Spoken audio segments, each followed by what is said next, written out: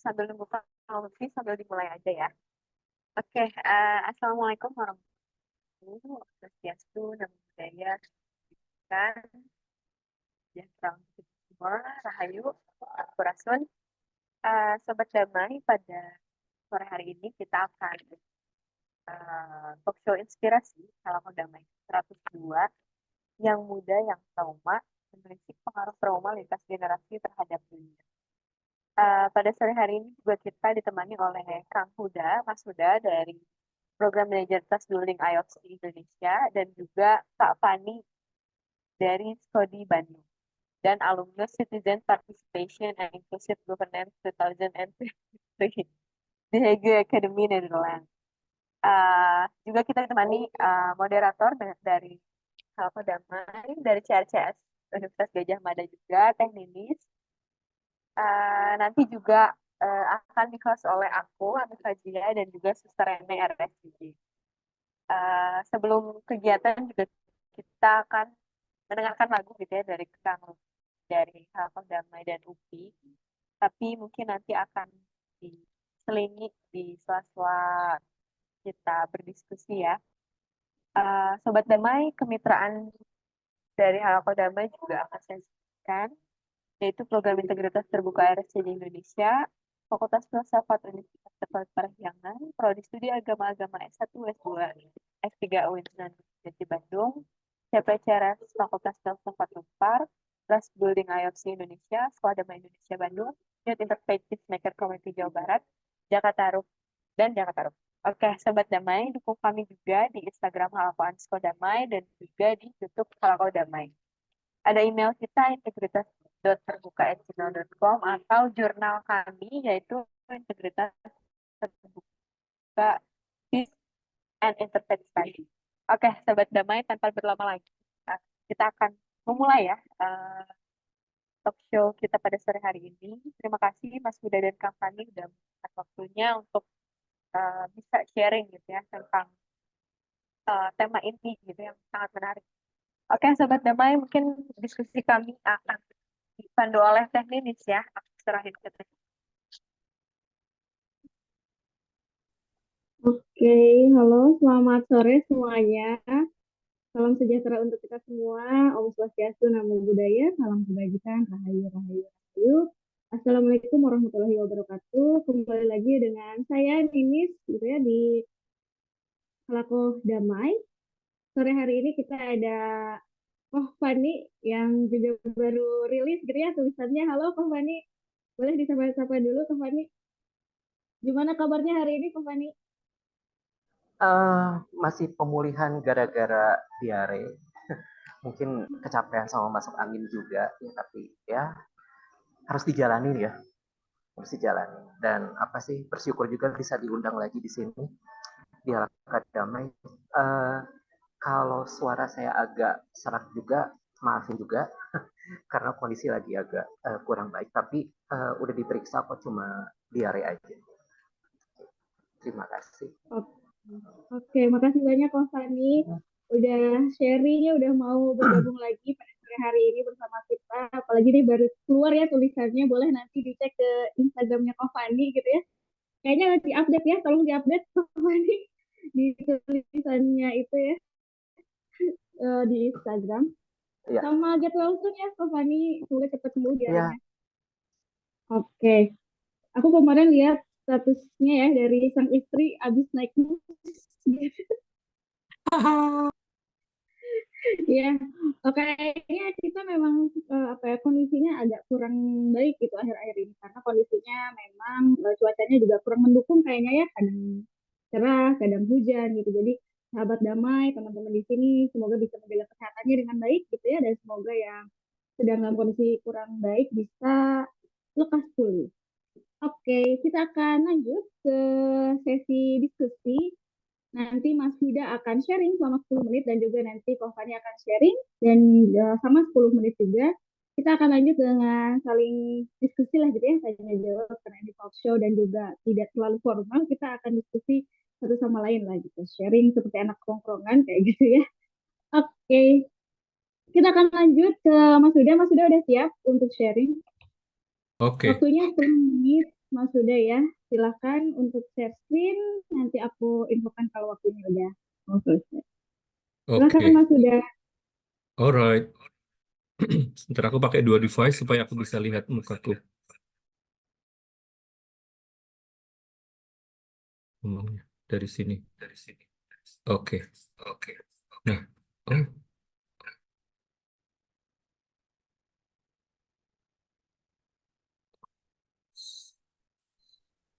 Coba suaranya diulang lagi Mas karena tadi ada echo. Eh, suara Mas sudah menghilang.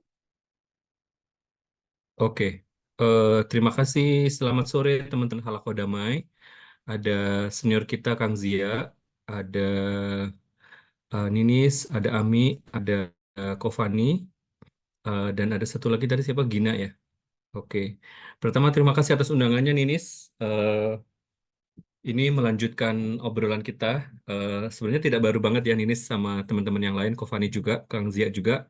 Salah satu fokus, bahkan ini jadi fokus utamanya Initiative of Change ya, terutama di program-programnya, apalagi di trust building, kita sangat concern sekali terhadap intergenerational trauma gitu ya, trauma lintas generasi gitu. Nah, di Initiative of Change atau di program trust building, kita ada satu exercise, ada satu aktivitas di mana kita eh, diajak gitu ya untuk kembali ke memori masa lalu, diajak untuk kembali ke masa-masa di mana ada peristiwa atau ada event atau ada memori di mana itu yang luka gitu ya, yang wounded gitu. Nah, kita sebutnya adalah healing historical wounds. Kenapa ini penting? Karena kita mau satu, konsepnya adalah supaya kita memiliki kemampuan, memiliki resilience untuk creating new narrative gitu. Oke, Mana ya? Kok nggak bisa ya? Nah, fokusnya di sesi healing historical wounds atau apa ya bahasa Indonesianya mungkin ya. Pemulihan luka sejarah gitu ya, pemulihan luka di masa lalu gitu mungkin ya, gitu. Adalah dalam rangka untuk acknowledging gitu. Acknowledging itu berarti menyadari atau mengakui bahwa ada luka gitu, ada memori yang terluka gitu, ada peristiwa-peristiwa yang membuat kita terluka gitu. Dan setelah kita mengakui, menyadari, kita melakukan effort atau usaha untuk healing wounds uh, dan wounded memory gitu. Terlalu cepat tadi ya. Terlalu cepat, terlalu cepat, terlalu cepat. Ya, udah selesai nih. Kok udah selesai? Ulangi Oh, lagi udah Mas. selesai. Aduh, aku ke klik aja. Nah, gitu ya. Terus yang kedua, jadi itu tadi ya tujuannya atau fokus kita adalah acknowledge, mengakui atau menyadari. Yang kedua adalah melakukan usaha atau melakukan tugas pekerjaan healing gitu. Yang kedua, eh, prinsip-prinsipnya adalah selain mengakui adanya masa lalu yang terluka, dan juga menghargai atau honoring different stories and identities from different people gitu. Ini yang biasanya tidak kita lakukan gitu ya kalau kita sedang dalam keadaan konflik atau ada social tension gitu ya. Kita lupa bahwa ada another stories, ada identitas lain di dalam satu narasi di mana kita ada konflik gitu. Nah, di Healing Historical Wounds ini dalam rangka untuk menyadari, mengakui bahwa ada yang terluka dan menghargai cerita yang berbeda dan identitas yang berbeda gitu.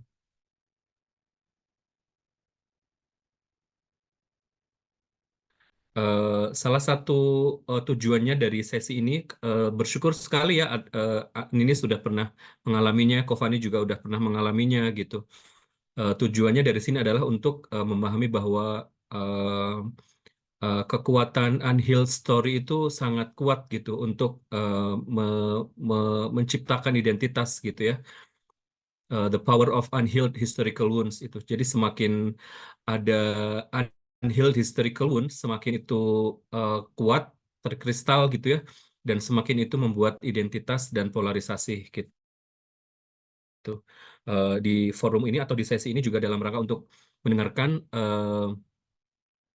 sakral gitu ya, story yang sakral gitu, yang biasanya orang tidak akan ceritakan di luar gitu ya, karena ini saking beratnya, saking terlukanya gitu. Kemudian eh, salah satu tujuannya adalah mengalami secara langsung gitu ya tentang history timeline. Nah, selama ini di Bandung atau di Trust Building Program kita menggunakannya history timeline gitu. Salah satu tujuan berikutnya adalah kita ingin ada awareness, ada penyadaran dari audiens kita atau dari peserta kita bahwa apa dampak trauma. Nah, kayaknya cocoknya di ini ya, hari ini kan ngomongin impact-nya apa gitu ya. Dan tidak hanya dampaknya gitu ya, tidak hanya impact-nya, tapi kita juga perlu menemukan sumber-sumbernya apa gitu ya, untuk supaya kita bisa resilient, supaya kita bisa pulih gitu. Selanjutnya juga penting untuk punya peran untuk mengampuni gitu ya, memaafkan apa yang terjadi di masa lalu, eh, ke terluka apa ya, keterlukaan hurt gitu ya, from the past gitu. Dan yang paling penting adalah untuk meneruskan relationship dan persahabatan gitu ya, di antara para peserta kita gitu. Nah, ini teman-teman, secara tekniknya seperti ini yang kita lakukan. Biasanya kita lakukan timeline dulu. Nah, ini sudah pernah mengalami yang ini, tapi Kofani belum gitu ya. Ini setelah kita timeline yang kita akan mengingat peristiwa-peristiwa apa dalam hidup kita, dalam negara kita, dalam komunitas kita, dalam bersosialisasi, beragama, bermasyarakat, itu kita cantumkan apa yang breaking the peace gitu ya, atau destroying the peace gitu. What build peace and what destroy peace gitu. Dua-duanya kita cover gitu di timeline gitu. Kemudian kita akan mensimulasikan gitu ya, bagaimana antar generasi itu membawa luka, tapi juga dalam waktu yang bersamaan bisa membawa cinta gitu. Ini kalau teman-teman lihat di depan, ini adalah generasi paling muda gitu ya di sini. Kemudian ini generasi kedua, ini generasi ketiga, generasi keempat, generasi kelima gitu ya. Eh, Tangan-tangan ini menyimbolkan bahwa itu ada transfer energi gitu. Nah, ini yang menjadi berbeda adalah semakin individu itu tahu bahwa mereka punya peran penting dalam hidupnya, apakah mau mentransfer energi eh, luka atau mentransfer energi cinta gitu. Salah satu quotes yang kita ambil adalah the wounds that are not transformed are transferred gitu ya. Eh, Luka yang tidak ditransformasikan maka akan ditransfer gitu ya. Ini biasanya di bawah sadar kita biasanya menganggap ini adalah hal yang lumrah, yang biasa gitu ya. Tetapi semakin individu menyadari bahwa ini adalah luka yang perlu ditransformasi oleh individu itu, maka dia secara sadar tidak akan menyalurkan energi yang penuh kelukaan gitu. Oke, kemudian saya mau mengambil beberapa riset. eh, Nah, seperti apakah yang kita maksud dengan intergenerational trauma tadi gitu ya? Eh, Beruntungnya teman-teman Halakoh Damai atau yang hadir di sini, saya berasumsi bahwa kalian juga fokus pada isu ini gitu ya. Ini bisa berupa mental health, ini bisa berupa trust issue, bisa berupa apa lagi? Breakdown in relationship, in family, in society gitu.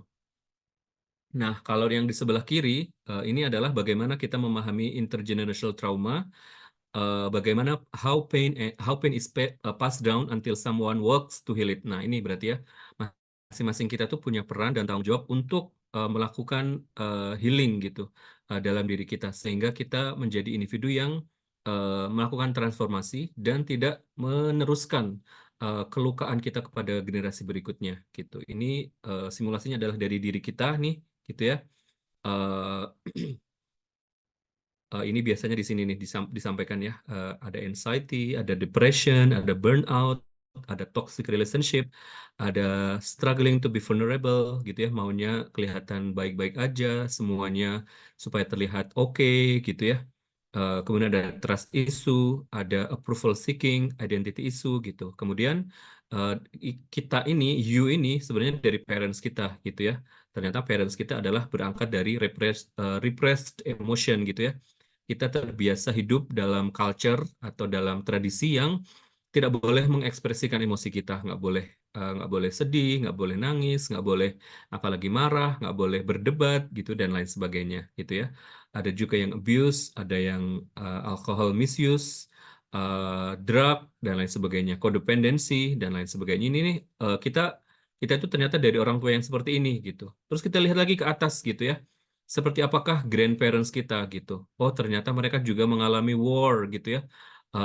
Kalau di beberapa event kita di Trust Building, beberapa teman menemukan bahwa oh ternyata apa trauma trauma yang didapatkan adalah hampir semua orang ya adalah dari dampak dari kolonialisasi atau penjajahan gitu ya. Penjajahan mengakibatkan kemiskinan, mengakibatkan ketidakadilan, mengakibatkan apalagi perpecahan gitu ya. Eh, dan insecurity dan lain sebagainya. Dan itulah produk dari orang tua, generasi-generasi tua kita gitu. Oke, ini Nis, aku nggak kelihatan. 1 menit lagi ya Allah, subhanallah. Berarti berapa menit lagi nis? Nah, Silakan Mas Yuda. kemudian kalau di gimana nis? 1 menit lagi silakan di wrap up. Nanti Satu kita menit. diskusi lagi. Yes, oke. Nah, kalau yang di sebelah kanan ini cycle-nya gitu ya. Ternyata kita tuh kalau kita nggak melakukan pekerjaan utama kita yaitu healing, maka kita akan terus-menerus aja gitu dalam lingkaran yang sama dan menciptakan trauma atau menciptakan wounds yang sama dan mungkin lebih parah lagi gitu. Ini sudah disebutkan ya oleh Yehuda dan Lerner 2018 dari kolonisasi, dari genosida, dari perang, dari segala macam gitu ya. Kemudian akan ada perubahan di biological and behavioral change karena pengalaman traumatik gitu ya. Kemudian di sini juga em, terlihat akan ada apa ini misalnya ya, tingkat kestresan masyarakat meningkat, kemudian mengalami PTSD, trauma gitu ya. Kalau ini dia disebutkan beberapa contoh di skala besarnya gitu ya, tentang Australia Aborigin gitu ya, Maori di New Zealand, Indigenous di North America. Kalau di kita sudah pasti kelihatan ya teman-teman. Kalau di beberapa pengalaman itu menyebutkan, oke misalnya yang terjadi itu adalah diskriminasi terhadap kelompok minoritas. Kalau di Bandung kelihatan ya teman-teman Ahmadiyah, teman-teman Syiah, teman-teman penghayat gitu ya yang menjadi korban gitu ya dari trauma ini gitu ya. Kemudian isu-isu komunisme selalu menjadi kambing hitam gitu ya. Kemarin saya bilang kayaknya hampir di semua film ya karena saya adalah fansnya AADC, Ada Apa Dengan Cinta, dari film Ada Apa Dengan Cinta sampai sampai filmnya Jengyah ya, Gadis Kretek, semuanya masih tentang trauma gitu ya, masih tentang sejarah masa lalu, di mana orang saling mencurigai, orang saling mengkambing hitamkan, saling berkompetisi, terutama dengan menggunakan isu-isu komunisme gitu ya, menggunakan isu-isu apa ya, komunis itu adalah musuh musuh bebuyutan yang apa ya yang harus dimusuhi gitu. Nah, oleh karena itu saya berterima kasih karena di Bandung kayaknya saya merasa ada ekosistem gitu ya untuk kita bisa hadir dan kita bisa sama-sama belajar untuk memutus tali rantai intergenerational trauma atau trauma lintas generasi ini gitu. Terima kasih Ninis, teman-teman semua. Demikian. Oke. Ya, makasih banyak Mas Yuda. Clear banget ya selama 10 menit ini dan banyak banget menurutku hal-hal yang bisa didiskusikan nanti. Kita akan kembali lagi nanti ke Mas Yuda. Coba aku mau cek dulu kalau Kang Lutfi nyanyi sekarang bisa nggak ya sebelum ke Kohani? Halo Kang Lutfi. Halo, cek. Halo Kang Lutfi. Halo, Bisa nyanyi sekarang nggak Kang Lutfi? minggu depan deh. Aduh, minggu depan mah. Aduh. Ayo, siap nih. Kalau nggak, Ini aku baru gimana? nyampe Bandung pisan. Wow, emang di Mana Eta mana? Lutfi? Jadi berhasil kene. Kumaha, Pak? Di mana? Lagi di mana? Biasa di tempat tinggal. di Oh, kos. oke. Oke, Siap nih, siap. sebelum kita lanjut ke Tovan, nggak tahu nih lagu apa, jadi kita langsung undang aja Kang Lutfi. Halo Kang Lutfi. Ya, suaranya aman. Aman. Kok Fani sehat, Kok Fani? Kang Wita. Kiyonya sehat lah, lumayan lah. Pemulihan habis diare. Gitu. Oh, pengen kelihatan agak kurusan ya? Oh, ini angle jauh.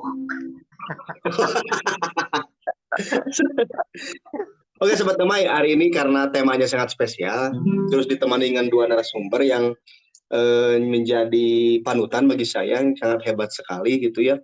Dua orang yang Allah anugerahkan ilmu dan pengalaman yang banyak, dan terima kasih dari kami Al-Fatah Damai yang selalu menemani kami, membimbing kami dengan ilmu-ilmunya. Dengan ilmu-ilmunya, dan juga Ami, Teninis, dan teman-teman juga. Mohon maaf tadi agak telat karena ada beberapa hal yang harus dibereskan. Wah, so sibuk sebenarnya. Jadi harus dibereskan dulu. Nah, sekarang baru bisa join. Ini ada lagu ini ya, kayaknya ada lagu Jiwa yang Bersedih ke teman-teman. Boleh teman-teman nyanyi kalau tahu. Jadi tadi mengutip-ngutip bagaimana perasaan itu berperan pada badan gitu ya, fisik gitu. Nah, jadi coba saya berdendang dulu.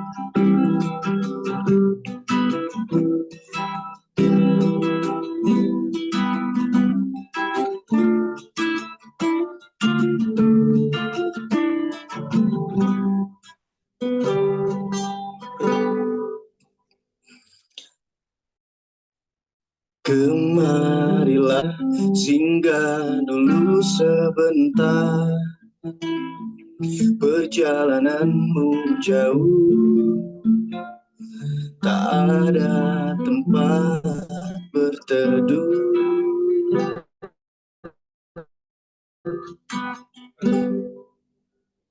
Tangislah, kan kau juga manusia. Mana ada yang bisa berlarut-larut, berpura-pura sempurna.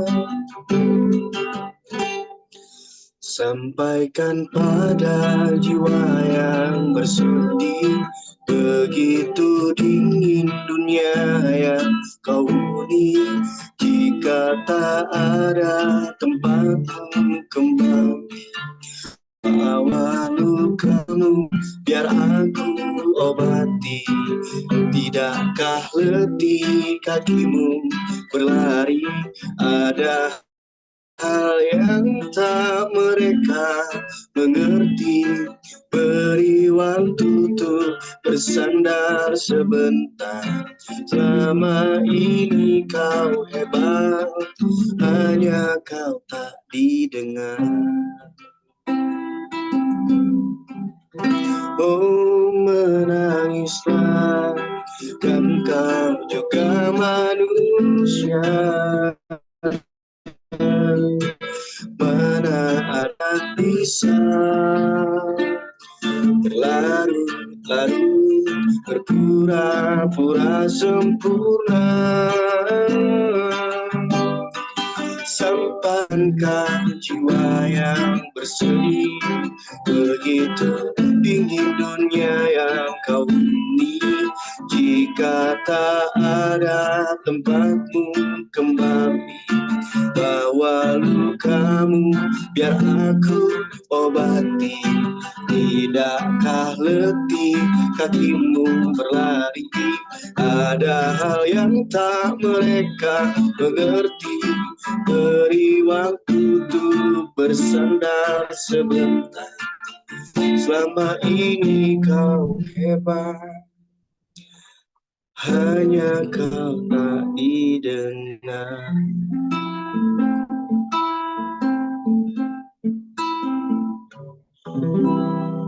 Hatur nuhun teh Denis. Hatur nuhun Kang Lutfi. Wah, nggak nyangka ya mau nyanyiin lagu itu. Itu mengingatkan sama obrolan kita, Kang Lutfi. Baru kemarinnya ngobrol kita anak kita aman nih, banyak banget tuh. Wah, aduh, nyanis, aduh, capek, capek. Capek. Semoga lah hari ini ya kita ngobrol bareng nih sama Mas Reza sama Fani biar nggak terlalu capek gitu. Enggak, silakan, silakan. Ya lagunya ini judulnya Jiwa yang Bersedih ya, lagi dari Gea Indrawati gitu. Tadi ada satu bait katanya selama ini kau hebat hanya kau tak didengar, ya ampun segitunya ya, ternyata kita itu terluka tapi ternyata banyak yang nggak tahu gitu seberapa kita itu berjuang gitu, tapi banyak juga yang nggak tahu gitu. Nah hari ini kita mau lanjut lagi deh karena ke Kofani gitu ya. Silahkan Kofani, katanya nggak ada PPT tapi nggak tahu apakah saat ini ada PPT-nya atau enggak nih, tadi sih katanya nggak ada gitu. Nggak ada PPT, aduh maaf banget ya. Iya Nggak, nggak apa-apa soalnya ini Kofani. sebetulnya awalnya kaget juga ya pas tahu topiknya terkait trauma, karena eh, apa sih, di Skodi itu jarang banget ngomongin isu terkait trauma secara spesifik gitu ya. Biasanya kami kalau lagi ada kelas tuh ngalir begitu aja gitu ya. Apalagi baru kemarin kami selesai satu rangkaian kelas politik untuk teman-teman muda atau youth civics ya. Eh, kami juga ada kedatangan teman-teman dari bawaannya Mas Huda yang kemarin internship di Pisgen ya, dari UIN Purwokerto ya. Uh, tapi kalau ngomongin trauma, ini saya cuma cuma nanggepin aja kali ya.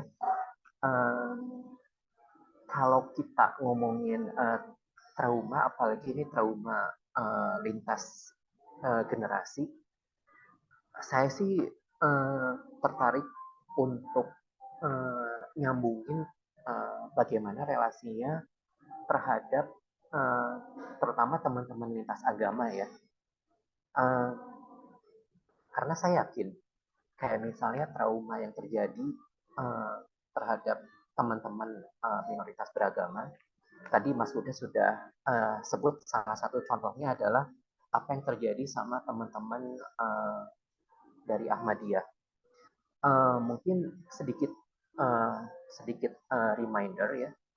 Dulu mungkin teman-teman pernah dengar apa yang pernah terjadi dengan teman-teman Ahmadiyah yang ada di Wisma Transito Lombok, Nusa Tenggara Barat. Itu kan mereka sudah nyaris belasan tahun tinggal di situ dan mereka mengungsi, diusir dari kampung halamannya sendiri yang sama di Lombok juga gitu ya.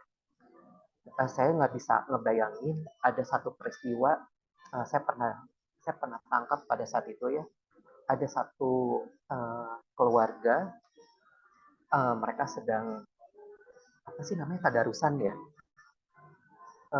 apa sih, kayak ya baca baca Quran bareng kayak gitu ya. Terus mereka itu rumahnya dilempari sama batu ya, dan di situ ada anak kecil juga gitu. Selain dilempari batu, orang-orang yang lempar itu sambil teriak, maaf ya, sambil teriak Allahu Akbar, orang kafir mesti dibunuh gitu ya. Dan kebayang gitu kalau yang ngomong itu nggak cuma dari satu orang tapi kan itu sekelompok ya. Saya nggak bisa ngebayangin satu keluarga dengan anak kecil yang sama-sama sedang beribadah pada saat itu diperlakukan secara demikian, dan pada akhirnya mereka fungsi gitu ya di Wisma Transito itu.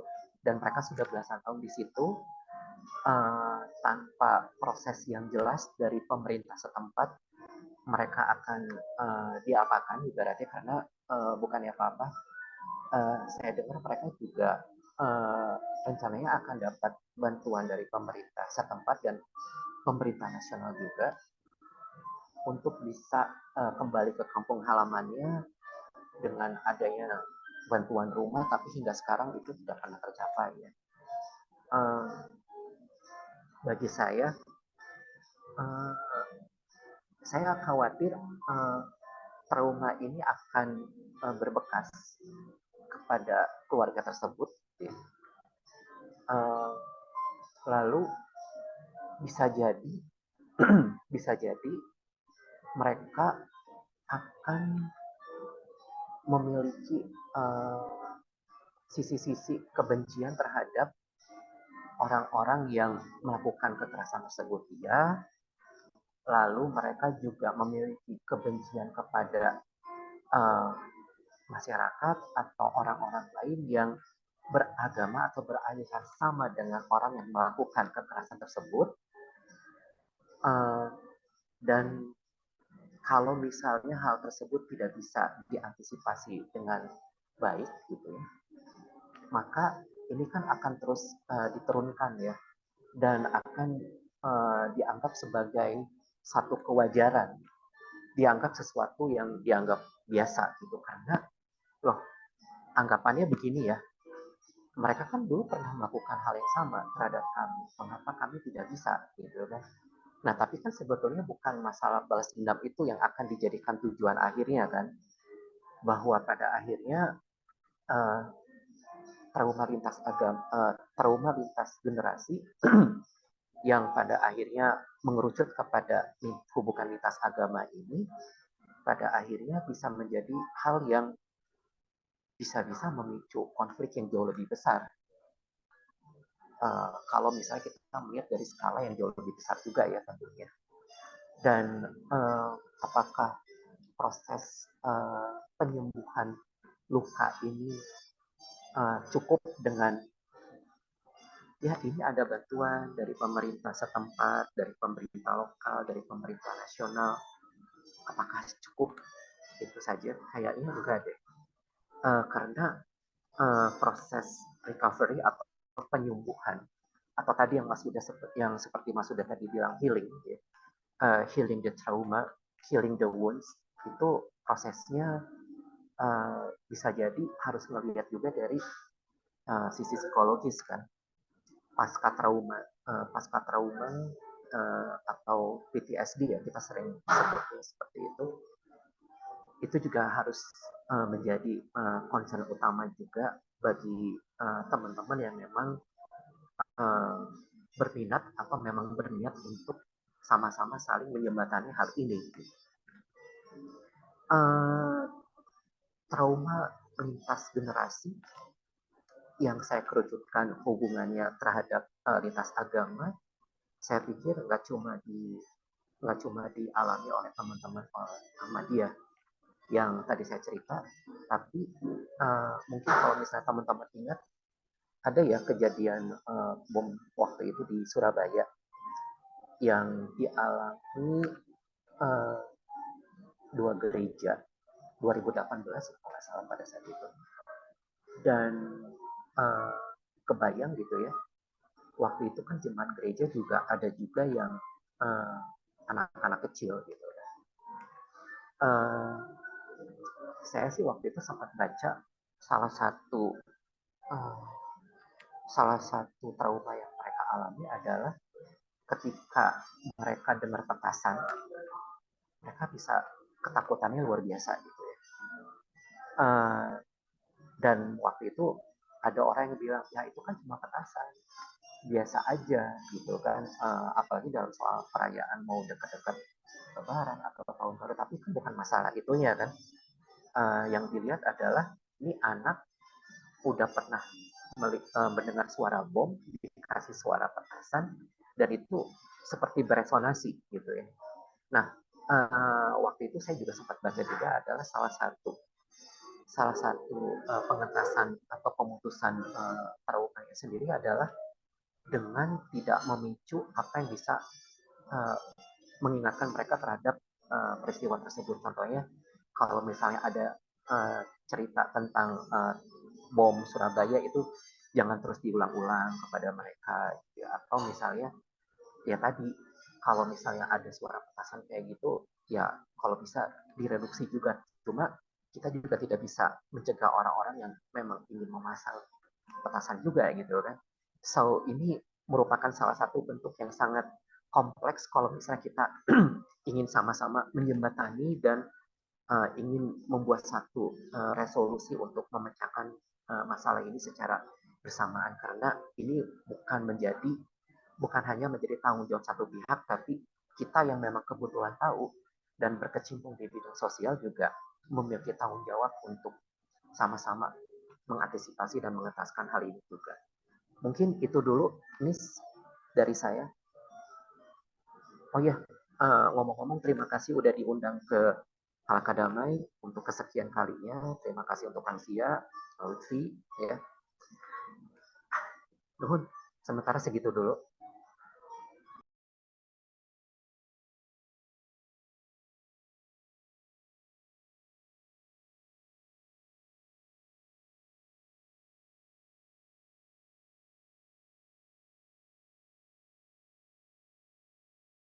Halo, aku kedengeran nggak ya? Kedengeran nih, Sinyal. kedengeran aman. Ya, sinyalnya ya biasa kalau di pelosok gitu, nggak ada tiba-tiba keluar masuk gitu. Oke, makasih banyak Kak Fani. Meskipun tadi aku juga dengarnya ya kurang jelas pada tadi keluar masuk. Tapi aku dapat beberapa hal yang menurut penting banget gitu, apalagi hal-hal yang berkaitan sama apa yang dilakukan sama Kodi gitu, terkait dengan youth civic ya khususnya gitu, terkait politik atau keluarga negaraan kali ya gitu. Oke, mungkin kita mau ambil dulu waktu hening sejenak gitu ya, karena ini isunya berat banget gitu ya tentang trauma. Kita ambil waktu mungkin 15 atau 30 detik.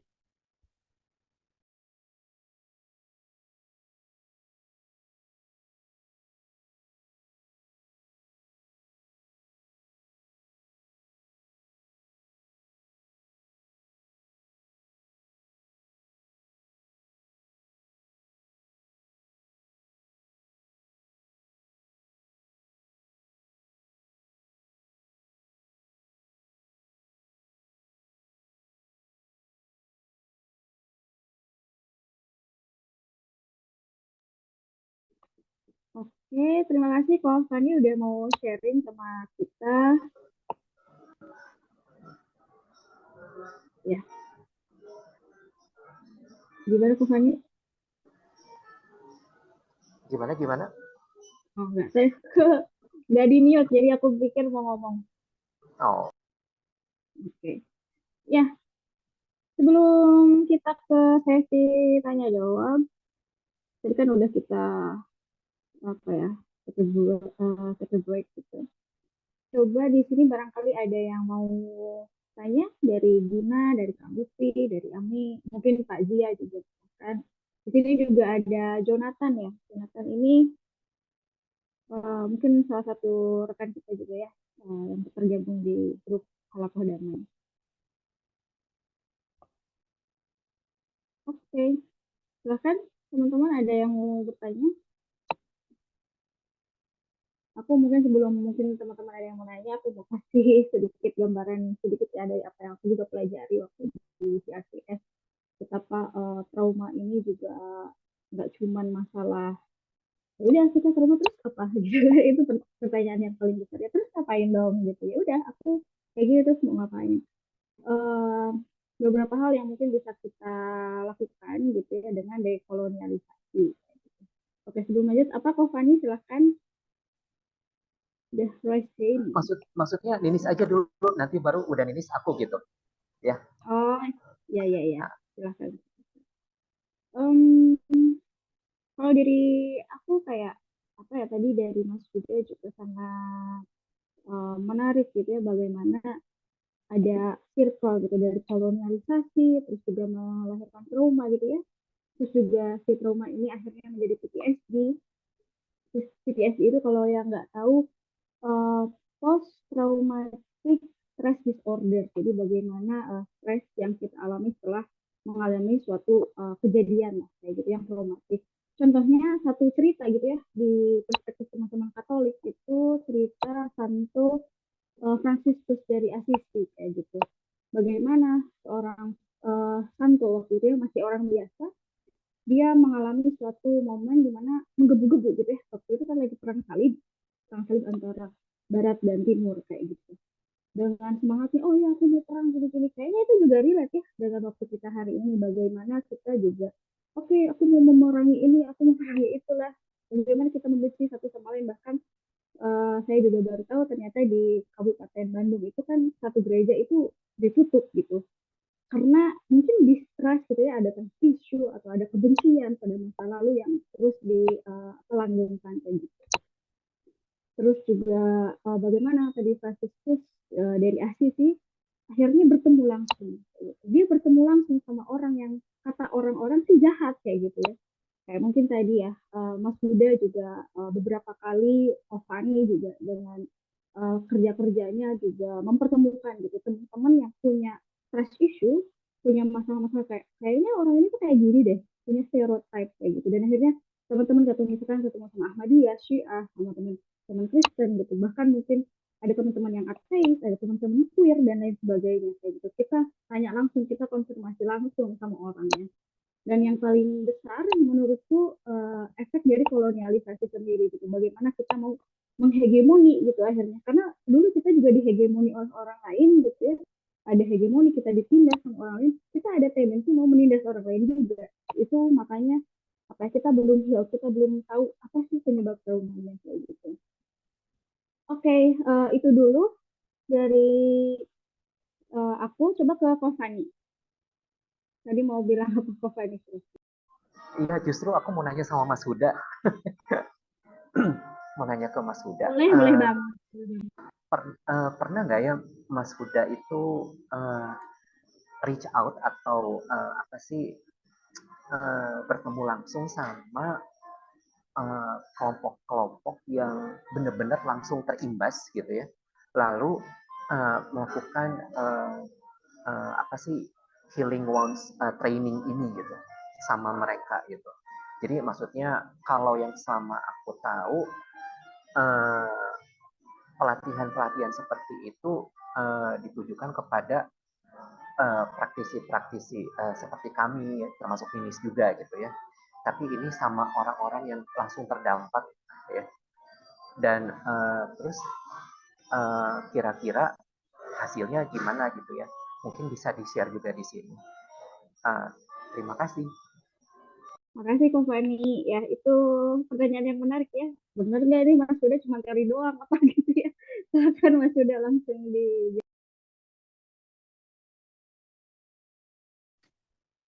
Oke, terdengar suaraku di sini? Oke. Kedengar tapi echo. Oh, jadi aku harus matiin dulu satu.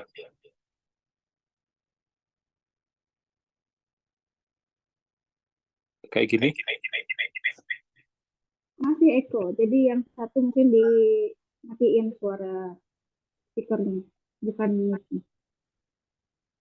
Oh, ternyata belum mati nih. Nah, oke. Oke, sekarang? Oke nih, sekarang nih? Aman. Oke, yes. Wow, Kofani, very good. Thank you for the questions. Kalau mau cerita real story-nya, Ninis can share her life story. Bagaimana dia bertransformasi gitu ya. Oke, mungkin aku bisa ngasih sedikit clue gitu ya, Kak Fani ya, gitu. Biasanya teman-teman yang kalau di kita ya di IFC kita punya 2 program ya, Trust Building dan School of Reconciliation, sekolah rekonsiliasi gitu. Oke, let me speak on behalf of myself dulu gitu mungkin ya. Kenapa aku gitu ya, dan akhirnya ini menjadi isu bersama intergenerational trauma gitu ya. I found the ideas of reconciliation atau healing historical wounds yang aku baru tahu itu teorinya 5 tahun belakangan. Actually when I was 19 or 20 gitu ya. I found myself there is a big trauma in myself gitu. Dan saat itu ada program dari IFC, dari teman-teman di Malaysia, Teacher Nandor, Ninis kalau pernah ketemu ya kemarin, gitu. I found myself the little Huda was crying the whole night, the whole day gitu. Dan it was shocking gitu ya. Oh ternyata ada sisi aku yang sangat sedih gitu ya, sangat lonely gitu. And I was shocked gitu ya. Aku bisa menemukan sisi itu gitu ya. And why I was crying all night, all day. Number one, because I have apa ya waktu itu ya. Saat itu kayaknya kesedihan, nangis itu adalah bentuk dari nobody hear me gitu, nobody see me gitu from my family gitu ya. Akhirnya itu membuat aku karena nobody see me and I was alone, I was lonely gitu ya. Kemudian behavior yang aku tunjukkan ke orang tua adalah marah gitu ya, marah terus gitu ya. Pokoknya I felt that my parents didn't treat me well gitu. Mereka hanya mementingkan kakak-kakak saya di atas saya gitu ya. And I was not being seen by them gitu. Maka muncullah perasaan-perasaan unwanted, perasaan-perasaan unimportant, unworthy gitu. Dan kesedihan itu adalah ternyata the little me was crying. Sebentar ada tamu. Ya Kang, ya. Udah. Oh gitu. Ya. Oke, ya. Itu setelah mengalami itu, setelah menemukan sisi itu, what I did is I try to understand and I acknowledge. Oh, okay, there is something in me. There is apa ya waktu itu ya, kayaknya aku merasa ada gap gitu ya, my relationship with my father, with my mother, with my siblings gitu ya. And I found actually waktu itu kan 19 tahun ya, Ninis, teman-teman, Kofani, and I was in Jakarta for my university life gitu. And oh wow, this is good runway, this is good escape gitu from my family gitu. Tapi I was grateful gitu ya. I found the tools, ya kan ini aku sebutnya tools gitu ya, untuk dealing with my traumatic childhood gitu. Dari situ kemudian muncul courage, muncul keberanian untuk memulai dialog dengan orang tua gitu, untuk mulai membuat pertanyaan yang tidak menyinggung, membuat pertanyaan yang loving, caring gitu ya, tidak judgment, tapi curiosity gitu. Why I was treated like that? Why nobody hear me? Actually, I wanted to have a bicycle waktu itu. Dan orang tua saya nggak dengerin semua gitu. Dan mereka bilang, kamu nggak usah beli sepeda, kamu nanti dapat sepeda dari kakak-kakak kamu aja gitu. Kamu belum cukup umur untuk naik sepeda gitu. Sepeda, pokoknya kamu akan dapat sepeda kalau kakak kamu udah nggak pakai lah gitu istilahnya itu mereka gitu. Jadi dapat lungsuran gitu. Nah dari situlah kemudian saya merasa tidak mendapatkan hak yang sama gitulah, menuntut lah ya gitu. So learning from IOFC at the time, learn to make a good questions, ya kan, curiosity, no judgment gitu. Akhirnya aku punya tools untuk menanyakan gitu, how is my mom raised, how my father raised gitu ya, gimana dulu waktu mereka kecil, gimana orang tuanya membesarkan gitu. Dan dari sana kemudian muncul pemahaman baru, kesadaran baru, oh ternyata orang tua saya memperlakukan begitu karena zaman dulu serba kekurangan gitu ya. Satu barang ya untuk rame-rame gitu, satu barang untuk sharing gitu, which is itu tidak disadari oleh generasi saya kan, generasi anaknya gitu. Jadi dari sana muncul kesadaran gitu, acknowledging. Nah tadi kan acknowledging the past gitu, and then the wounded memory gitu.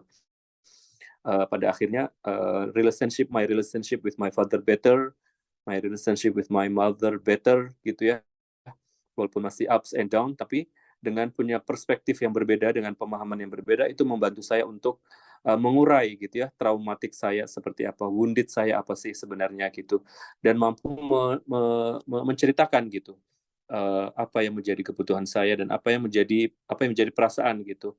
Tidak untuk menyalahkan, tidak untuk ya dulu menyalahkan juga sih prosesnya, tapi kemudian di akhirnya tuh jadi sadar gitu, oh there is positive side gitu ya, ada pembelajarannya. Tapi kan sebelum mendapat hikmahnya, prosesnya panjang gitu ya untuk sampai kita benar-benar heal gitu ya, untuk proses healing gitu. Sampai sekarang pun juga masih gitu ya.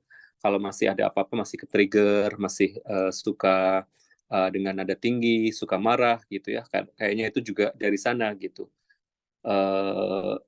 Itu yang bisa saya ceritakan ke Fani. Kemudian kalau saya ketemu dengan teman-teman yang muda, nah mungkin yang nggak terlihat di program-program AFC adalah teman-teman aktivis, ya aku bisa sebut ya, ada Ninis, ada Mela, ada banyak ya teman-teman di Bandung ya, ada Dewi gitu, ada teman-teman di Jogja juga gitu. Setelah mereka mengikuti Trust Building Program, mereka mengikuti ada satu program yaitu School of Reconciliation gitu. Mereka membaca buku, ada modulnya, ada buku yang dibaca, ada exercise, ada quiet time, ada refleksi gitu, dan yang utama adalah ada pekerjaan utama mereka gitu ya, ada personal responsibility mereka yang mereka harus kerjakan gitu. Misalnya dalam membuat silsilah keluarga gitu ya, kita tuh diminta untuk membuat silsilah keluarga minimal 3 generasi gitu. Kita harus tahu siapa orang tua kita, bagaimana mereka dibesarkan, bagaimana orang tua mereka, bagaimana mereka melihat dunia gitu. Oke. Mungkin itu ya. Ini kayaknya lo boleh cerita nanti. Thank you. Oke, makasih Mas Huda. Tadi suaranya agak kurang jelas ya. Suaranya Jadi, agak Suaranya menjauh mengecil. tadi ya. Suaranya Suaranya agak mengecil. menjauh tadi. Iya. terakhir. Oh my Jadi God. coba Mas Huda ulang lagi dari awal, dari pertama. Si Lutfi kira-kira ya hari Anda. Kasihan ya kalau dari awal. Enggak, tapi poinnya sih udah dapat sih sebenarnya. Iya. Oke. Mantap pokoknya Mas Huda. Cuma nih boleh gak aku berbagi? Boleh atuh. Untuk mangga. Nih aku mau ngebagi ini nih souvenir ya, kebanyakan semua door prize. Ya. ini teh, jadi kan ini gak tahu kebetulan, gak tahu enggak gitu ya Kang sama Teninis dan Kang Fani. Jadi sedikit curhat gak apa-apa ya Kang ya? Karena kan ini mah judulnya juga warisan mental. Warisan mental.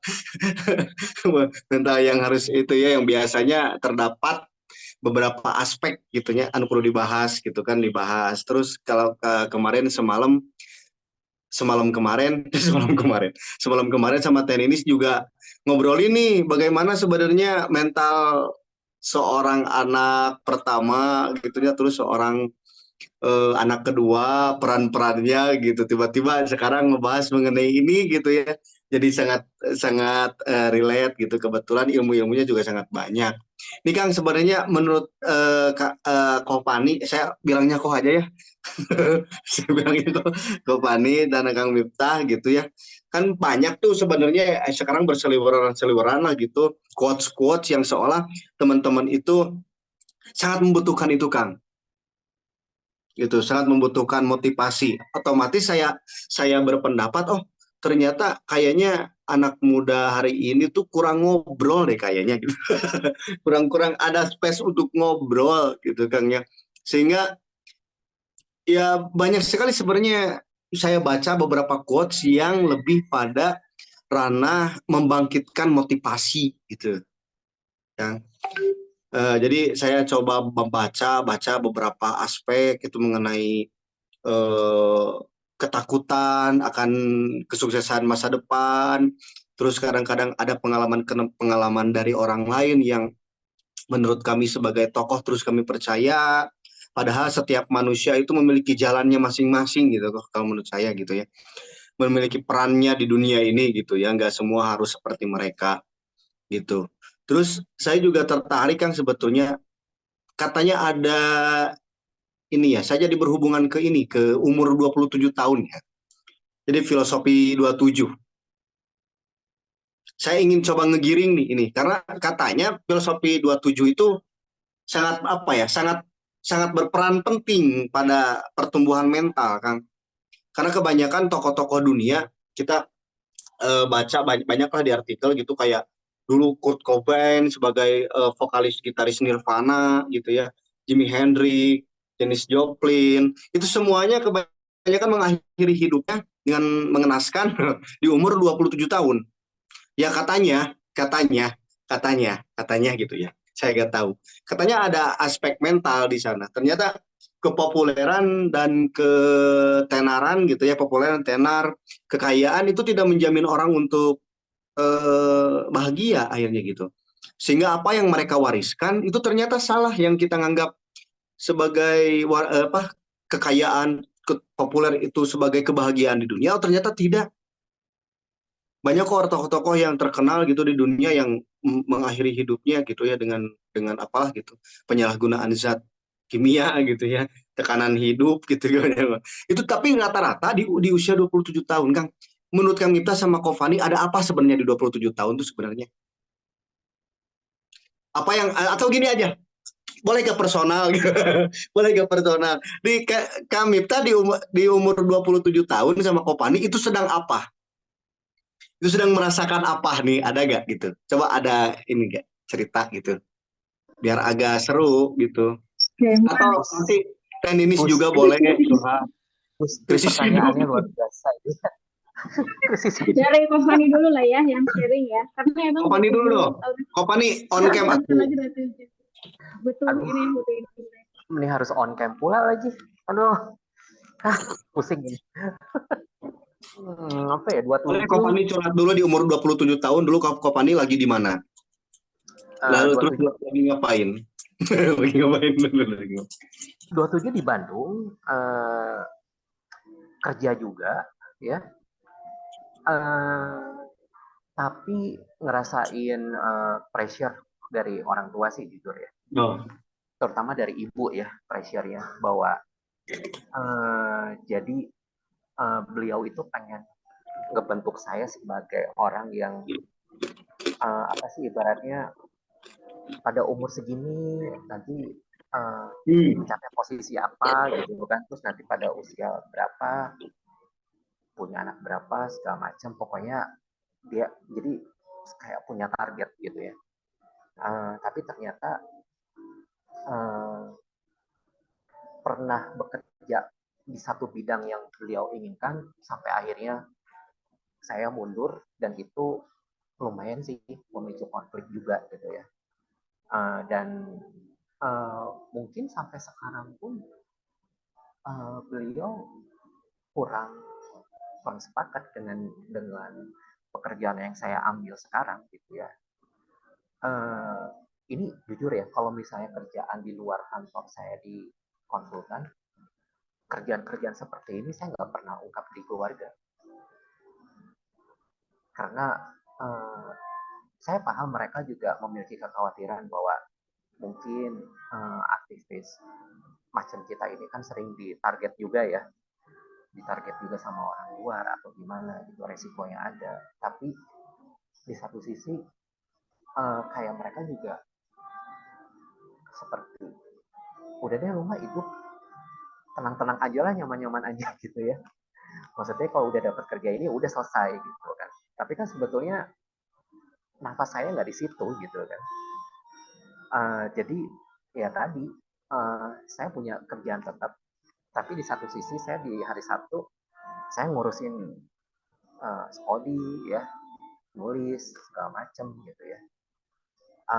Pun untungnya ketika ini juga salah satu untungnya juga sih, kalau misalnya saya bolak-balik pergi ke luar dapat program apa gitu ya, keluarga juga nggak bertanya secara rinci gitu ya, gara-gara apa saya bisa ke sana gitu.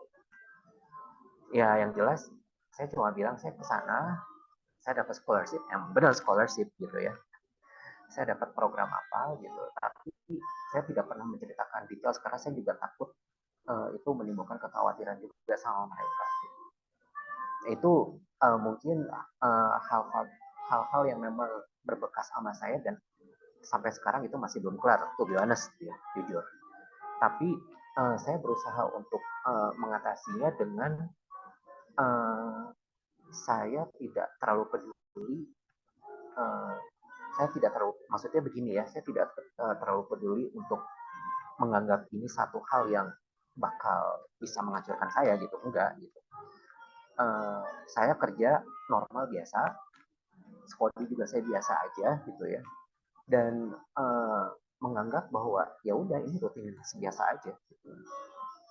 Dan saya juga tidak perlu meminta justifikasi atau pemahaman dari keluarga bahwa ini loh sesuatu yang saya suka gitu. Nggak perlu. Pada akhirnya saya cuma berusaha untuk berdamai, dalam arti ya udah kalau misalnya memang keluarga nggak setuju, ya udah mereka nggak setuju, tapi bukan berarti saya juga harus mengikuti mereka 100%.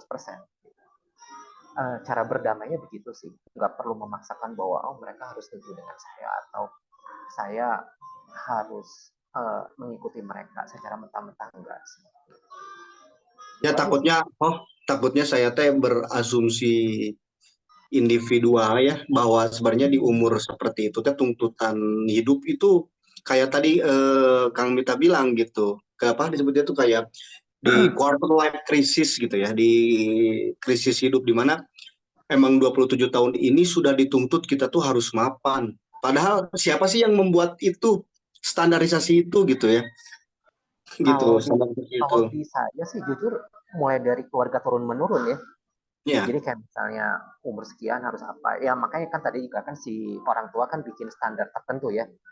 Umur sekian harus kerja apa gitu kan. Udah gitu umur sekian harus udah punya anak segala macam gitu kan. Itu sempat diomongin ke saya sih. Oh ya, itu mengganggu kok ya. Membebani ya. Terus udah gitu saya juga waktu itu kepikir, tapi saya juga belum siap-siap juga ya untuk berkeluarga gitu. Jujur. Dan even sampai sekarang saya masih ngerasa nggak siap gitu aja sih. Oke, ini siap nggak berkeluarga? Ini pertanyaannya tricky loh. Ya, jadi kayak gini, Kopani kayak keluarga itu kayak keluarga gitu dah. Jadi ngusir gitu deh. Keluarga siap ke keluarga. Ya, Kopani sudah saya duga pertanyaan kamu tuh kayak gitu dah. Saya sangat sepakat karena ya emang bener ya, saya sama Kopani itu sok bercanda kemana wae, tapi ya akhirnya saya memetik beberapa aspek dari Kopani bahwa sebenarnya bukan hanya saya yang dituntut untuk seperti itu, karena setiap orang pasti punya cerita itu. Nah, saya ingin dari ini nih, Teh Anissa dari Kang Miftah, gimana Kang? Sekarang usianya 26 ya Kang ya? Kang Miftah ya? 25 atau? Oh, atau kelihatannya kayak 24 gitu ta? Kudunian bubur merah putih lagi Mas Huda lu teh. Jahat nih Kopani. Oke, yang 27 siapa aja? Ninis 27, Lutfi berapa? 27? Saya belum. Aku 29, terima kasih. Sama-sama. Oke. Tadi aku mau komentar dulu, Ninis. Yang muda yang trauma. Yang muda yang trauma nggak hanya yang muda gitu, yang tua juga trauma gitu. Aku ada trauma, Kofani ada trauma gitu. Jadi everyone gitu loh, everyone has a trauma gitu. Tapi pertanyaannya adalah apakah kita mau menghadapi trauma itu, apakah kita mau merespon trauma itu sehingga kita nanti tidak mentransfer trauma kita itu kepada generasi kita gitu. Jadi itu big questions-nya ya, karena itu membutuhkan pekerjaan yang konkret, yang real gitu. Nah, pertanyaannya Lutfi penting sekali untuk dijawab gitu. Sebelum menikah, sebelum berkeluarga, pastikan dulu gitu ya, apa saja trauma yang ada. Sadari dulu sehingga nanti pas berkeluarga itu tidak menciptakan trauma-trauma baru atau tidak meneruskan trauma-trauma dari kitanya gitu ya, dari generasi sebelumnya gitu. Kalau ditanya aku usia 27 dulu apa ya? Saya kayaknya kerja banget ya. Itu produktifnya gitu. Itu tuh kayak on the peak-nya gitu. Itu lagi sunshine ya, lagi bercahayanya gitu loh. Glowing gitu. Glowingnya itu betul gitu. Glowing. 27. Terus jadi satu sisi itu produktif sekali, tapi di satu sisi ada krisis di dalamnya gitu. Krisis di dalamnya itu karena kita sedang diuji dalam waktu untuk mau kemana arah hidup ini. Mau mau dibawa kemana hidup ini gitu. Waktu itu ya ngomongin tentang apakah pekerjaan ini membawa manfaat, apakah pekerjaan ini meaningful gitu ya. Bagaimana relasi-relasi saya dengan keluarga gitu ya. Waktu itu kayaknya sedang krisis. Satu sisi produktif bekerja, tapi satu sisi lagi krisis dalam hubungan gitu ya. Menentukan jodoh, menentukan next step in life gitu ya. Eh, Apalagi ya waktu itu kayaknya sih lagi galau ya kalau masalah percintaan, masalah relationship gitu. Tapi satu sisi lagi produktifnya lagi energinya lagi kuat banget gitu. Krisis di dalam relasi itu karena ada ini ya, ada krisisnya karena kebingungan gitu. Lo mau menentukan lo mau menentukan relasi yang seperti apa gitu. Lo mau memperbaiki relasi yang seperti apa nih gitu. Itu sih menurut aku ya. Dan relasi ini relasi dengan diri sendiri. Tadi lo udah ngomongin ya tentang social pressure, family pressure gitu. Ya, di usia-usia itulah kita perlu memenangkan hidup gitu ya. Lo mau mengikuti narasi, mengikuti pressure itu, atau lo mau mengikuti diri lo dan menemukan diri lo sebenarnya apa yang lo mau gitu. Lo sebagai orang dewasa yang penuh tanggung jawab, penuh cinta kasih, mau mengambil resiko yang mana gitu. Oke. Seperti itu yang bisa aku Anjir, ceritakan. keren. Intinya gini, jadi harus bisa memaafkan dan berterima kasih kepada luka masa lalu. Gitu ya. Itu quotes of the day. Berterima kasih dan jangan banyak membanding-bandingkan diri sendirilah ya. Membandingkan diri kita dengan yang lain gitu. Itu jadi Kamipta saya ingin ngobrol panjang sebetulnya ya, tapi karena di-cut sama Ninis, jadi coba Ninis apa? Iya, kita juga waktunya nggak banyak ya. Ini udah jam 17.41. Waktu kita tinggal sebentar lagi. Mungkin aku mau ngobrol sedikit sebelum nanti closing statement ya dari Mas Huda sama Kofani gitu. Dari Kang Lutfi kalau mau nanya dikit lagi mangga gitu. Kalau dari aku sih lebih ke gimana kita bisa berdamai sama diri kita sendiri itu juga sulit gitu ya. Gimana kita menghadapi dunia juga itu juga sulit gitu. Jadi dengan kita ngobrol dengan generasi yang sebelumnya itu bisa membuka kayak oh ini nih yang terjadi, kita belajar sesuatu dari itu dan kita mau pulih kayak gitu. Jadi bukan berarti kita pulih kita jadinya nggak ngobrol kayak gitu kan, sering kali kayak gitu. Malah kita berasumsi gitu, sementara kita aja gitu udah dikonstruk dari lama gitu ya. Orang tua kita dikonstruk dari lama sama suatu sistem gitu, sistemnya apa ya tidak tahu ya, apakah itu sistem patriarki atau apa kayak gitu. Apalagi ini keren banget nih sebetulnya di live Halakoh Damai sore hari ini yang ngobrol rata-rata laki-laki. Rata-rata ngomong-ngomongin kayak gini tuh perempuan kayak gitu. Nah ini hari ini tuh laki-laki gitu. Jadi one step closer lah kita itu ke generasi selanjutnya yang lebih sehat gitu ya, sehat mental, siap menghadapi dunia gitu ya, siap apa kalau ada orang yang belum uh, belum pulih ya, kita yang sudah pulih mungkin bisa menyebarkan cinta yang lebih banyak kayak gitu. Oke, terakhir aku mau Kang Lutfi nyanyi, bisa nggak Kang Lutfi? Terakhir Kang Lutfi nyanyi, terus Kang siapa ini? Kang siapa ya? Kang Huda, aku biasa Mas Huda. Mas Huda sama Koh Fani, silakan disiapkan closing statement-nya. Aduh, ini naon ya? Saya searching dulu deh. Lagu yang bikin apa ya? Aku sudah tak marah itu.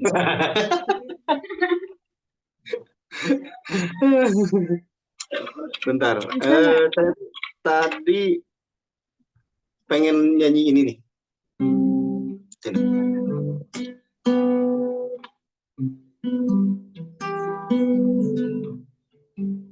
Tapi ini baru belajar barusan ya, jadi bisa nggak ngengkok. Akhirnya aku lihat lagi sederhana tanpa banyak celah wangimu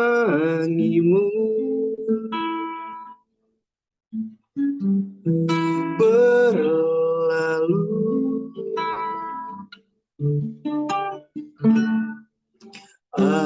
Akhirnya aku lihat lagi jemarimu yang bergerak bebas seiring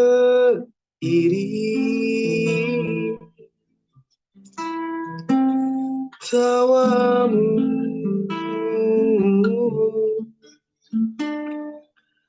Tak ada yang seindah matamu, hanya rembulan. Tak ada yang selembut sikapmu, hanya lautan. Tak tergantikan, oh walau kita kini tak lagi menyapa.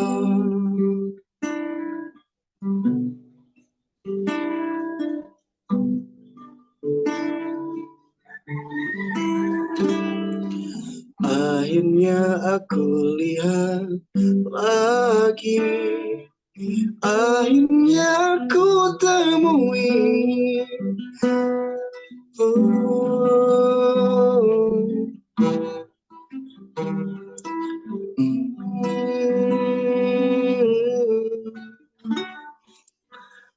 Masih ada yang belum sempat aku katakan padamu.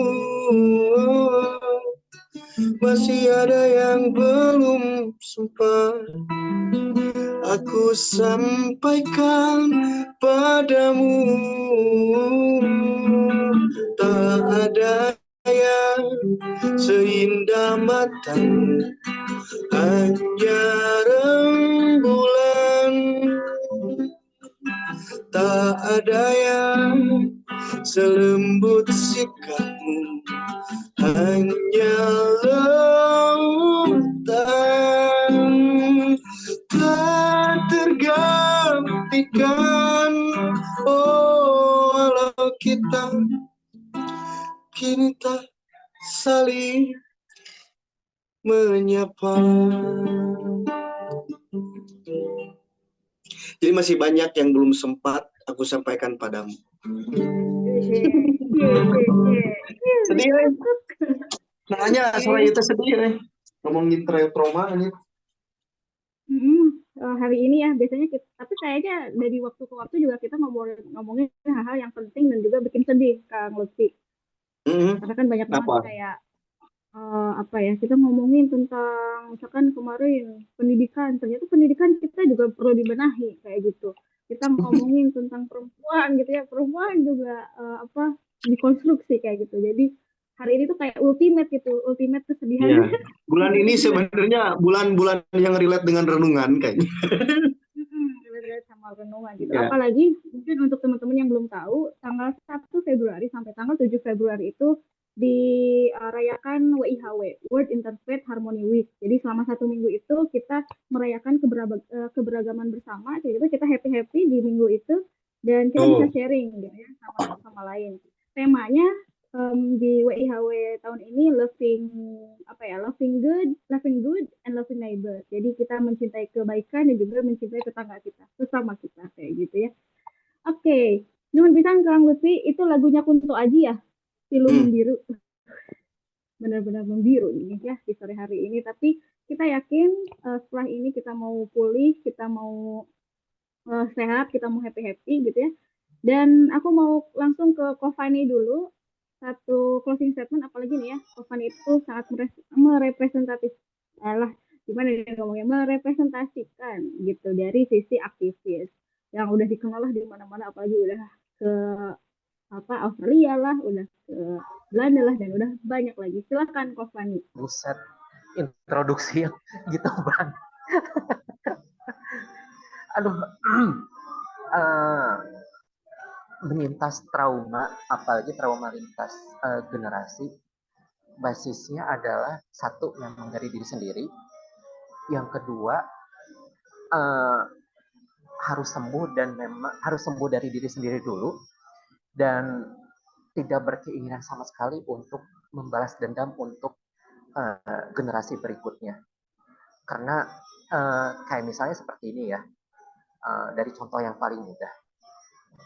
Saya waktu kecil itu untuk mendapat achievement yang bagus, kayak misalnya nilai kurang 2 poin gitu ya, itu tuh masih dibilangin, ini masih kurang, gitu ya. Atau bahkan yang lebih ekstrem lagi, pernah dikatain, temen kamu aja yang lain bisa, masa kamu nggak bisa? Padahal kamu juga udah dikasih fasilitas lumayan buat belajar gitu ya. Katain bego lah, gitu. Pernah kayak gitu juga ya. Nah, somehow kalau misalnya nanti saya punya keluarga kecil dengan 1 atau 2 anak gitu ya, itu saya udah dalam hati, karena saya juga belajar juga dari teman-teman, dari Inis, dari Mas Huda dan semua gitu. Somehow kalau misalnya saya udah punya anak nanti, saya berjanji saya tidak akan melakukan hal yang sama. Karena saya yakin untuk mencapai achievement itu nggak hanya ditentukan dari nilai yang bagus, tapi bagaimana sebetulnya anak itu akan menjadi representasi diri kita juga nanti kan ke depan gitu. Sehingga pada akhirnya kita sendiri akan bisa memutus jalur trauma itu, dan kedepannya itu juga kan akan berketerusan, akan sustainable. Itu aja sih paling. Thank you ya. Oke, thank you banget Kak Fani udah mau sharing ya. Dan beberapa hal juga cukup personal ya dari Kak Fani. Thank you banget udah mau sharing sama kita. Kita mau ambil jeda dulu sebentar. Oke, makasih banyak Kak Fani sekali lagi. Aku mau langsung ke Mas Huda. Silakan Mas Huda, closing statement-nya untuk sore hari ini. Oke, thank you Ninis dan tim Halakoh Damai luar biasa. Menurut aku trauma lintas generasi atau intergenerational trauma ini menurut aku ya, perlu disadari, perlu dijadikan sebagai isu bersama gitu. Kenapa? Karena kan kita berasal dari individu, kita berasal dari keluarga. Trauma-trauma dari individu dan keluarga itu akan membentuk menjadi masyarakat dan akan membentuk menjadi satu negara gitu. Semakin individu atau semakin kita masing-masing memiliki resiliensi, memiliki kemampuan untuk mengatasi trauma, maka kita secara tidak langsung atau secara otomatis kita juga akan bisa berkontribusi untuk mengurangi trauma di masyarakat dan trauma di negara kita gitu, sehingga generasi mendatang akan lebih bahagia gitu ya, akan lebih penuh cinta kasih gitu. Dan itu kan yang kita inginkan gitu ya. Oleh karena itu happiness, peace start from us gitu. Mulai dari diri kita gitu. Kita perlu punya semangat untuk bahwa apa yang kita lakukan hari ini tuh untuk masa depan generasi mendatang gitu ya. Tidak hanya anak-anak kita aja, tapi untuk semua warga bangsa gitu. Kalau hari ini kita masih bisa menghirup udara segar, kalau hari ini kita masih bisa berkomunitas, bisa berdiskusi dengan merdeka gitu ya, kita memastikan bahwa ini akan terus ada di negara kita, ya kan? Tidak akan ada genosida, tidak akan ada perpecahan gitu, dan itu semuanya harus kembali ke tanggung jawab individu gitu. Nah, terutama para aktivis ya, tadi aku mau sampaikan juga, karena Kofani aktivis, Ninis, Lutfi, dan teman-teman di sini adalah aktivis. Penting sekali buat aktivis untuk punya resiliensi atau punya skill bagaimana mengelola atau merespon trauma dalam dirinya gitu. Jangan sampai kita skip dengan trauma, akhirnya kita melakukan hal yang lain sehingga jadinya kita skip dengan trauma kita, berarti dengan tidak sadar kita membiarkan trauma itu terjadi dan menganga terus, pasti itu akan tertransfer gitu. Oleh karena itu sebagai aktivis, sebagai pelaku sejarah gitu ya, ada tanggung jawab individu yang harus kita lakukan. Kita sebutnya inner work gitu ya, pekerjaan-pekerjaan dalam dari hati, dari diri kita. Ada juga pekerjaan-pekerjaan dalam rangka melayani orang lain gitu. Tapi itu dua-duanya yang utama harus kita kerjakan kan diri kita gitu. Karena nggak akan bisa trauma kita yang ngerjain, orang lain nggak bisa. Kita yang harus mengerjakan gitu. Thank you. Oke, makasih banyak Mas sudah ini udah merespon banyak hal gitu ya. Terakhir nih, aku mau Kang Lutfi satu kalimat aja ya, highlight menurut Kang Lutfi. Oke. Tuh, gue pengen masih kangen itu yang banyak ngobrol, tapi pada dasarnya gini Kang, closing statement ini bukan menjadi penutup bagi kita ngobrol ya teman-teman sahabat damai, teman-teman juga bisa bisa membuka kembali closingan itu gitu ya dari beberapa pengalaman teman-teman gitu ya. Ketika ngomongin mental juga ya sebelum saya jadi ingat orang tua saya gitu ya. Entah bagaimana sebelum ada konsep mental health gitu, bagaimana mental orang tua kita dulu gitu ya, bagaimana mental orang tua saya khususnya gitu yang notabene orang kampung dengan tuntutan beberapa aspek gitu. Terus setelah itu setelah menikah ada beberapa bukan konflik ya, beberapa ujian gitu ya. Itu kalau mental health udah mereka kenal, kayaknya health-nya udah nggak mental lagi. Udah nggak health lagi Mental gitu ya. bahasa Sunda. Mental jadi mental gitu ya. Bagaimana sebenarnya survivor itu harus dibangun teman-teman dengan cara berelasi, ngobrol terbuka gitu, kayak tadi saya bilang coba memaafkan, berterima kasih kepada luka masa lalu gitu. Terus ada apa di usia ini itu kesempatan kita untuk menemukan jati diri gitu ya, membuka selebar-lebarnya aspek informasi dengan tidak melupakan filter gitu ya. Dan yang paling penting nikmati setiap momen hidup teman-teman di sini gitulah. Ngeluh mah ngeluh tapi kan beres semester gitu kan. Ngeluh mah ngeluh tapi beres semester gitu. Tenan-naon lah gitu Ngeluh, banyak. tiba-tiba lulus S3 kan gitu. Ngeluh-ngeluh itu. Oke, Kang Miftah dan Ko Fani terima kasih atas ilmunya dan Teh Anissa mangga silakan. Ya, makasih ke Fani, Kang Huda gitu ya, sama Kang Lutfi udah mau sharing pada sore hari ini. Wow gitu ya, apalagi lagu-lagunya itu sangat nendang kayak gitu ya. Aku terakhir mungkin untuk teman-teman yang merasa ke-trigger itu apa sih? Jadi mungkin cerita-cerita tadi bikin kita kayak, kok jadi sedih ya dengernya. Kok jadi ingat cerita saya ya kayak gitu. Nah ini yang mungkin bisa kita kasih tahu ya, itu cerita teman-teman di sini, ceritanya Mas Huda, ceritanya Kak Fani, ceritanya Kang Lutfi, itu bukan cerita teman-teman. Jadi cerita itu berbeda sama cerita teman-teman. Silahkan ambil nafas sejenak kayak gitu ya. Silahkan tarik nafas yang dalam. Kalau mau nangis silahkan nangis, kalau mau marah silahkan marah. Nanti selanjutnya boleh mungkin kalau perlu pertolongan, aku sangat apa ya, kalau sangat perlu pertolongan silahkan bisa ikut sekolah rekonsiliasi karena mungkin kita apa ya, ahlinya lah kayak gitu. Kalau Terakhir, kalau hidup sudah mulai pusing, kalau hidup sudah mulai tidak bisa terkendali, nanti ke saya aja bilang. Nanti saya bilang ke Kopani sama ke Kang Miftah. Sudah kuduga. malah ya. Mappingnya kalau sama Lutfi teh pasti kayak gitu ya. Jadi Udah ketebak ya pokoknya ya. sudah. Jadi ini bakal jadi trauma healing lagi. Nah, kan biar terus. Ya. Oke, terakhir dari aku mungkin satu hal ya dari semua cerita ini, bahwa kematian itu pasti. Kita semua itu pasti suatu saat akan pergi ya dari dunia ini. Tapi ada satu hal yang nggak pernah pergi. Apa? Takut. Si ayam berburu tobat. Yang sudah gak ada yang abadi ya di dunia ini gitu. Suatu saat kita akan mati, tapi ada suatu hal yang mungkin itu nggak pernah mati, yaitu warisan dari kita. Apa yang mau kita wariskan? Mau kita wariskan kesedihan tadi, trauma tadi, atau kita mau wariskan cinta kayak gitu. Tadi kalau Kang Lutfi S3 mungkin disertasinya gitu ya, bisa jadi warisan pelatihan selanjutnya kayak gitu. Oke. Itu aja cukup kali ya untuk sore hari ini. Kita bisa lanjut di live atau di talk show selanjutnya. Hatur nuhun pisan. Kang Lutfi udah nyanyi, Kang Huda udah sharing, dan juga Ko Fani sudah sharing juga ya. Tadi ada Ami dan juga Gina, tapi sinyalnya kurang mendukung kayak gitu. Jadi kelempar-lempar. Makasih juga Kang Zia sudah memfasilitasi kita pada sore hari ini. Aku tutup. Wassalamualaikum warahmatullahi wabarakatuh. Salam sejahtera untuk kita semua. Om Swastiastu, Namo Buddhaya, salam kebajikan, rahayu, rahayu, rahayu. Selamat sore, selamat melanjutkan aktivitas kembali. Dadah semuanya. Hatur nuhun. Bye. Bye, Thank you. thank you. Makasih.